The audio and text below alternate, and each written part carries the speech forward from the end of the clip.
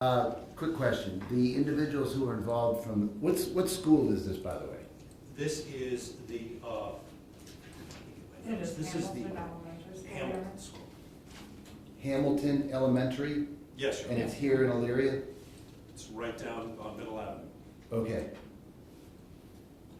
The individuals who were involved, any concerns about their participation in this agreement, or do they wish to be heard from your perspective on the plea? They would wish to be heard at the time of sentencing. Okay. Anything else you want to add? No, Your Honor. Ms. Robinson, you've had a chance now to talk to Ms. Houze and review the situation. What's your perspective? Your Honor, my client would withdraw her formal letter plea of not guilty and request for a jury trial. She would be, entering a guilty plea to the amended indictment to the 2 counts of felony violent assault. All right. Ms. Houze, you've been very patient this morning. You've heard everything that we've discussed. Is this what you want to do today? Do me a favor, bring the microphone closer to you so I can hear you and the record can hear you, please. Yes.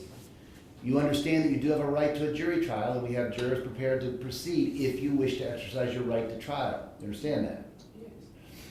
You've had a chance to talk to your attorney about this situation and go over your rights on the plea sheets, is that correct? Correct. And I'm going to ask you one more time, is this what you want to do today? Yes. All right, I'm going to ask you a series of questions to make sure that you understand what's going on and to confirm that, in fact, this is what you want to do. If at any time I ask you a question you don't understand, ask me to explain it further. And at any time if you want to take a break and consult with Ms. Robinson confidentially, let me know that. And I'll stop these proceedings so that you can talk to her, okay? Yes.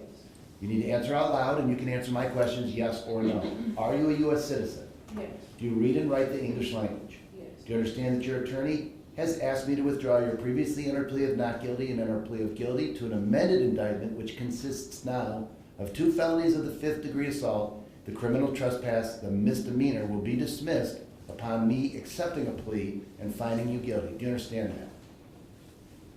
Yes. Do you understand that those 2 charges, those felony 5s, each carry 6 to 12 months in prison in monthly increments and up to $2,500 in fines? So the maximum possible penalty in this case would be 2 years in prison and $5,000 in fines. Do you understand that?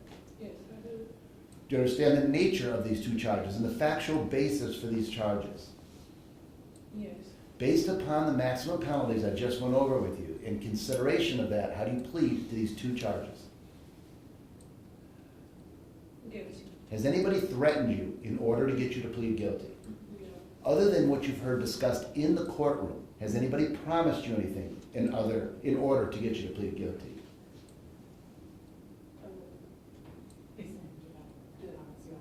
No. I believe the only representations that I have made to you are that I will continue you on bond and I will give you a pre-sentence report. Has anybody promised you anything else in order to get you to plead guilty today? Well, he said no jail time. No, he had No, I did not. He had indicated he would defer to the court for sentencing. That's correct. To the prosecutor. You could get up to 6 months in county, 6 months in county jail. You could go to the CBCF, which is up to 6 months. So the worst case scenario, I want to repeat again, is 2 years in Marysville prison for women. That is a possibility. It's on the table. It's also a possibility you could get community control, which is like probation. I don't know. I want to hear what the individuals say.